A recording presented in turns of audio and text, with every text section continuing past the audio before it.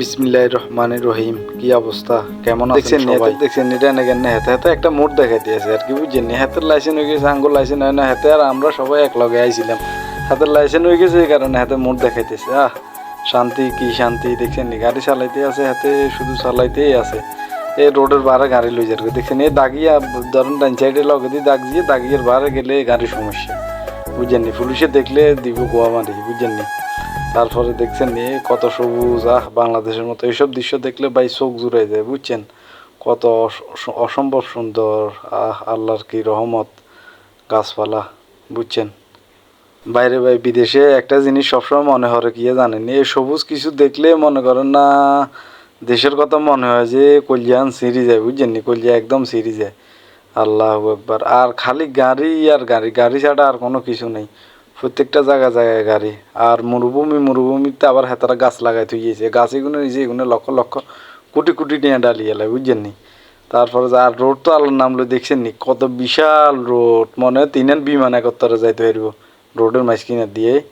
রোডের কোনো অভাব নাই, কিন্তু মানে এই দেশে হাগল ড্রাইভার, সব ড্রাইভারের অভাব নাই, শুধু ড্রাইভার আর ড্রাইভার। গাড়ি কুয়েতে হেতারগো জনসংখ্যা হয়েছে যে আপনার মনে করেন 17 লাখ, কিন্তু হেতারগো গাড়ি আছে 19 লাখের উপরে, পার্সোনাল গাড়ি।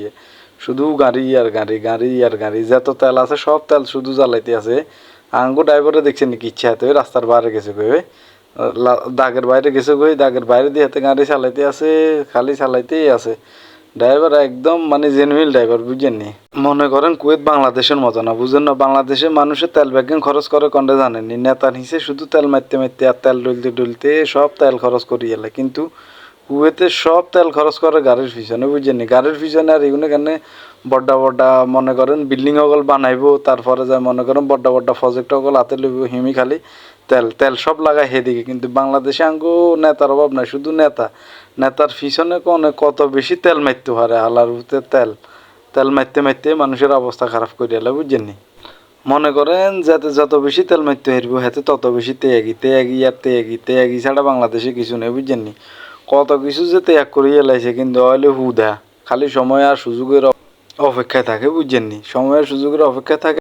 মনে করেন যে দল ক্ষমতা তাইবে সেইগুলোর লগে মানে বাইল দিয়ে দিই চলি, এগুলো মানে কেমনে নিজের পকেট উড়াবে চিন্তা করে সবসময়, বুঝছেন? খারাপ। আর এই যে ফাঁসে জায়গাটা দেখতেছেন, এটা হচ্ছে হাসাবিয়া। বাংলাদেশের বেশিরভাগ মানুষ এটাতে থাকে, মনে করেন এটাতে সকল ভালো খারাপ সব ধরনের কাজ চলতে থাকে এই জায়গাটার ভিতরে, বুঝছেন? সবসময় চলে। হ্যাঁ, তারপরে যা মনে করেন বাংলাদেশের বড় বড় বিজনেসম্যানও এই জায়গায় থাকে, বুঝছেন? শুধু গাড়ি আর গাড়ি, দেখছেন পার্কিংয়ে কত গাড়ি গাড়ি হুড়ি রয়েছে, কোনো অভাব নেই এগুলোর। অথচ বাংলাদেশে থাকলে এখন মনে করেন চুরি ডাকাতি করি সব খাইয়ে লাইতো, সব নিয়ে খুলি নিয়ে বেশি এলাইতো, বুঝছেন? ফার্স্টে সব খুলি এলাইতো আর বেশি এলাইতো। বাংলাদেশে চলে এখন, বুঝেন না? খাই দেয় আর কোনো কাম নাই।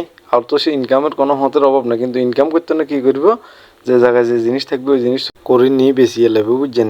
ভাই এখন সারি দেন, লাভ নাই, বুঝছেন? ইনকামের হতের অভাব নাই, ইনকামের হত ধরেন।